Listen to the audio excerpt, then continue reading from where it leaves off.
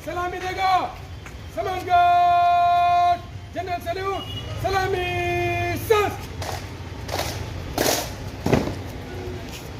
समान गार्ड बगल सस समान गार्ड बाजू सस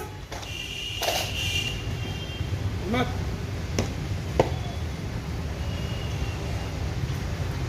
श्रीमान सारण जिला बल समान गार्ड के कुल 18 सिपाही एक सार्जेंट आपके समक्ष मिशन को तैयार है।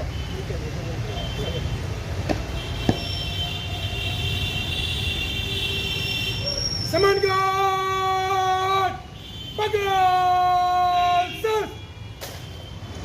समान गार्ड विसर्जन।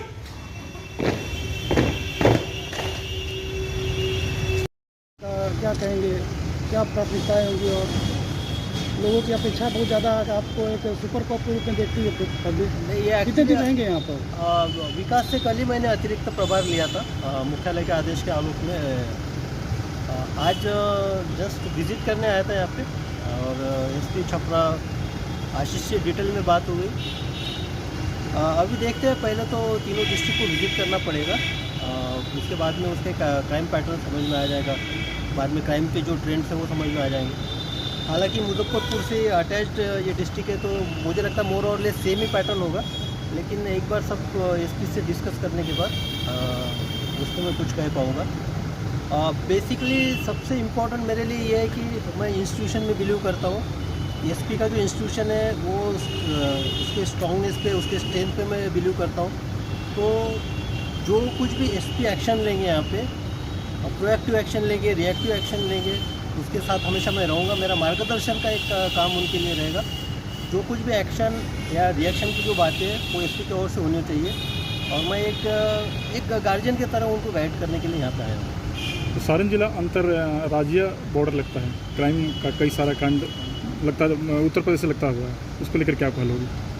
फ्रैंकली स्पीकिंग, मैं स्टेप में था तो सोनपुर मेला में काजल यादव करके क्रिमिनल था, वांटेड था, बहुत सारे 2 दर्जन से ज़्यादा केसेस थे। उसके अरेस्टिंग के ऑपरेशन में मैं था वहाँ पे, रात में 3 बजे उसका अरेस्टिंग हुआ था उस वक्त। बाद में सहरसा में मैं जब डीआईजी था उसकी हत्या हो गई थी। और भी 2-3 क्रिमिनल्स के अरेस्टिंग में मैं आया हूँ, सोनपुर और छपरा तक आया हूँ।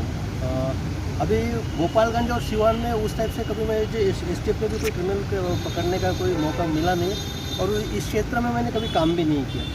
तो हाँ, ये जो बॉर्डरिंग एरिया है छपरा से रिलेटेड, सोनपुर मेला में जो एक डांस वांस का मेला का जो चलता है, जो रात में डांस थिएटर वगैरह उस पर एक्शन हुआ था जब मैं सिटी एसपी था पटना में। तब लड़कियाँ वहाँ पे भाग के आ गई तो उन्होंने कंप्लेंट किया था, तो कंप्लीट वहाँ पे बंद कर दिया गया था। तो उसके अलावा इन तीनों डिस्ट्रिक्ट के बारे में मुझे भी सीखना पड़ेगा। अभी जैसे ही मैं विज़िट करूँगा तो मोर और लेस मुझे पता चल जाएगा कि एग्जैक्टली यहाँ पे कोई क्राइम का पैटर्न, क्राइम के ट्रेंड, इम्पोर्टेंट क्रिमिनल्स, बाद में इंटरस्टेट जो आप बात कर रहे हैं उसका क्या मोडस है। तो जनरली एक मैं बोल सकता हूँ कि हाँ, एक जो बॉर्डर का इशू है वो स्पेशली शराबबंदी को लेके काफ़ी मायने रखता है। तो जब गोपालगंज और सिवान जाऊँगा, वहाँ के फैक्ट्स एंड फिगर देखूँगा, वहाँ के सीजर के मोडस देखूँगा, वहाँ के स्मगलिंग का ऑपरेंडी देखूँगा, तो मैं उस पर कुछ कह पाऊँगा। ऐसे भी सर ये चैलेंजिंग डिस्ट्रिक्ट रहा है, लेकिन हाल में एक घटना हुई थी सर के सामने, मैं बता रहा हूँ, एक बैंक लूट का घटना हुआ था। उसमें सर ने 36 घंटे के अंदर सारे अभियुक्त और 10 लाख से ऊपर रिकवर कर लिए। चैलेंजिंग डिस्ट्रिक्ट तो है sir Chapra, no doubt.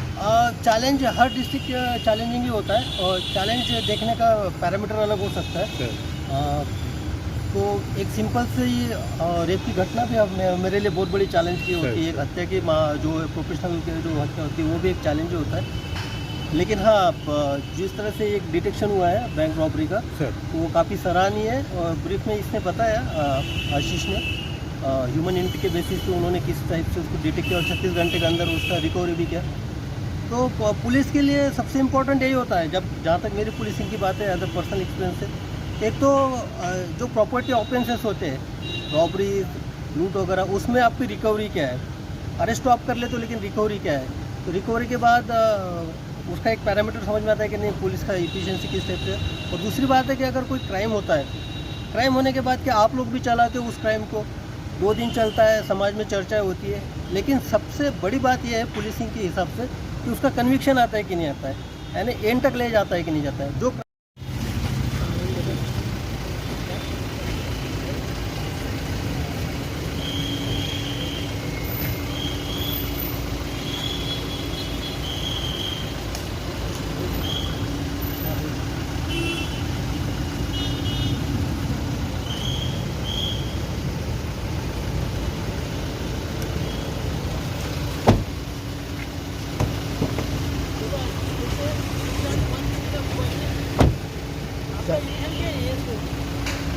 Anjali Kumar